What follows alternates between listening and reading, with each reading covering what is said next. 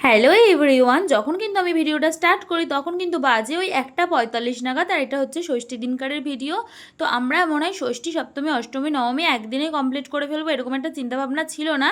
But হঠাৎ রাস্তার দিকে যখন বাড়ি ঢুকবো ভাব, তখন কিন্তু সুমনদা আর পার্থ তো আমাদের টেনে হিসেবে নিয়ে চলে যায় কিন্তু হচ্ছে বাতকুল্লা তাহেরপুর। দেখো যেমনি কথা তেমনি কাজ। দিদিরা আসেনি যেহেতু তুতমামাম ঘুমিয়ে পড়েছিল, জামাইবাবুর পুজো ছিল চলে গেছিলো।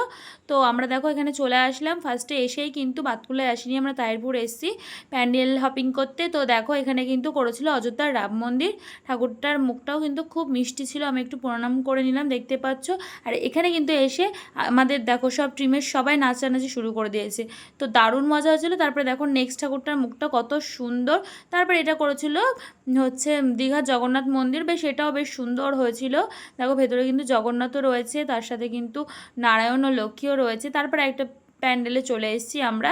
এটার ডেকোরেশন কাজ সমস্ত কিছু অপূর্ব এক কথায়। আর ঠাকুরটাও দেখো কতটা সুন্দর, দারুণ এক কথায়। তারপরে কিন্তু বেশ ভালোই পুজো হয় বাতকুল্লার থেকে, বাতকুর তুলনায় বেশি ভালো হয়। আর আমরা যখন বাড়ি যাচ্ছি আর কি, তখন কটা বাজে বলো তো, ওই 5:20 নাগাদ তখন আমরা বাড়ি যাচ্ছি। তো আমাদের একদিনে সব কিছু কমপ্লিট করা হয়ে গেলো। দেখো ভোর নাগাদ বাড়ি ঢুকছি। ভিডিওটা কেমন লাগলো অবশ্যই কমেন্ট করে বলো।